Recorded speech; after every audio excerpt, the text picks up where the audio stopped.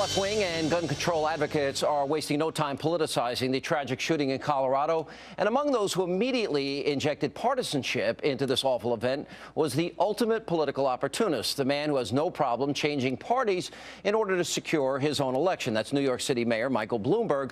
Now, believe it or not, on Monday, he actually suggested that police go on strike until more gun control laws are in fact passed.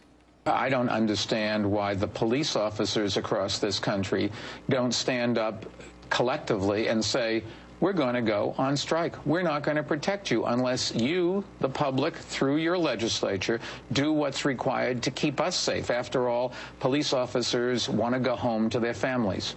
And we're doing everything we can to make their job more difficult, but more importantly, more dangerous by leaving guns in the hands of people who shouldn't have them. Now, Mayor Bloomberg later had to walk back his statement, claiming that he didn't mean the police should literally go on strike, and even pointed out that such a walkout would be illegal in New York City. Here to analyze those comments and the other ways that the left is attempting to take advantage of tragedy, not the first time, the author of the #1 New York Times bestseller, The Culture of Corruption, Michelle Malkin, Fox News contributor Tamara Holder.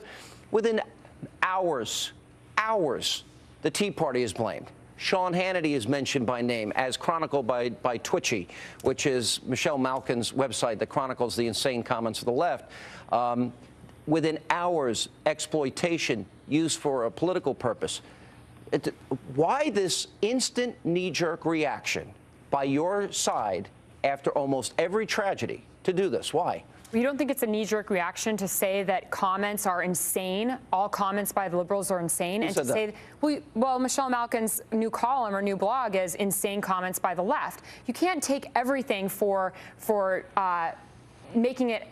What Michael Bloomberg said wasn't necessarily a reality. He didn't want everybody to just leave New York City. He said it, he was serious, and he obviously didn't know his own law. But you didn't answer my question. Why is it, if it's Gab Giffords, if it's Tucson, if it's this case, the race to blame the Tea Party is obnoxious. It's unfair. He did not blame the Tea Party. Where are the blames? Why was that not your intro then? Why was that not your intro that there was? No, you were talking about him and the police department, Tamara, which is a separate issue from a crazy man. He's exploiting it for political expediency to advance a cause, and I'll throw that to Michelle. This is the point. Yeah. It happens after every tragedy. I can list a dozen of them now.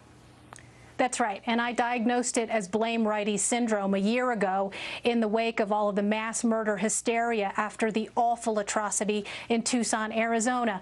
I wish that Tamara would confront reality one of these days. You just played this certifiably insane comment from Michael Bloomberg. Reality is also not self-diagnosing. Wait a minute. Let me put the pause button on you, and let me put a pause button on this entire madness that we've had after the Aurora atrocity. Michael Bloomberg, who was an elected government official, essentially endorsed anarchy. He called on police officers who are paid and who are employed by the government to protect and to serve to go on strike. And then afterwards, he had to eat his own words because, of course, his lawyers probably reminded him of something called the Taylor Ordinance, which prohibits government officials from officially endorsing public strikes like this, which endanger the public. These people are not concerned about public welfare, public safety, or self-defense and individual empowerment. Because if they were, they would be groveling on the ground, apologizing. Not only to the law-abiding people, not only to the law-abiding people of New York City, because I really don't know who should be more offended. You tell me you're not going to let me get away with it. You think like one, Tamara, and it's time for the left to grow up. Here, and don't tell me to shush. All right, really? Respond. Okay. First, I would like to say that I think that the liberals are losing this argument. Okay, now maybe I'll get one conservative follower of yours to actually agree with what I'm saying. I think that the liberals lose the argument when they call these weapons assault weapons, which I have done myself, and I have been willing to become educated. They're not assault weapons. They do not kill as well as a moose rifle or as well as a rifle. Getting off topic. No. But the problem is separating the crazies from the inner city from what Mayor Bloomberg is stupidly and foolishly saying. The issue of guns is larger than just a 5-minute debate. people die in different ways in this country. The question is different gun problems. The exploitation within moments of a tragedy and the blame, and this is what you've chronicled, Michelle. They blame the Tea Party, they blame you, they blame me, they blame Fox, they blame Talk Radio, Rush Limbaugh, Mark Levin, the list goes on. And go ahead. Yeah, I was just going to say that, the problem with people like Michael Bloomberg and the problem with people like Tamara Holder is they don't think about what they're saying. I mean, I actually take the time to listen.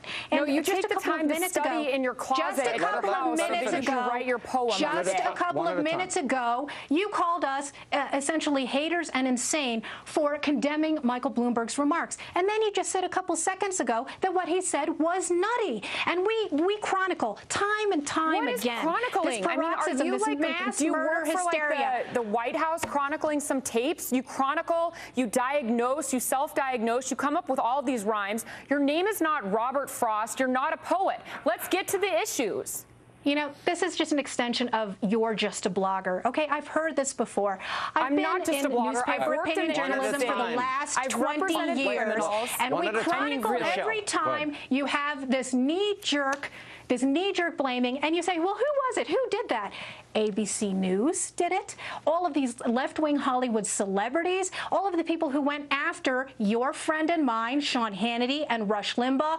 We're always hearing about how it's conservative, free speech, and political activism, the Tea Party movement, that is to blame for these nutballs who are responsible for their own behavior. Why can't we at least agree on that? Please. No, I've agreed on that. You don't agree on it. The crazier thing about this man is that he could have taken the bomb that was in his house and he could have put it in his car and he could have driven it through a theater and caused a lot more damage than with these guns that he had. The point is that conservatives get blamed, and this is a false narrative by the left. And it's, by the way, and in political ways, it's dirty air, dirty water. In political ways, it's Republicans want to throw Granny over the cliff. Safety is not a political issue, and the it's intro being to Michael exploited by the Bloomberg left. is That's the point. No, it's being exploited by the left, and it's not just Mayor Bloomberg. Michael Bloomberg is moronic. All right. And thank you, Michelle. Good to see you. And thank you, Tamara. Coming up.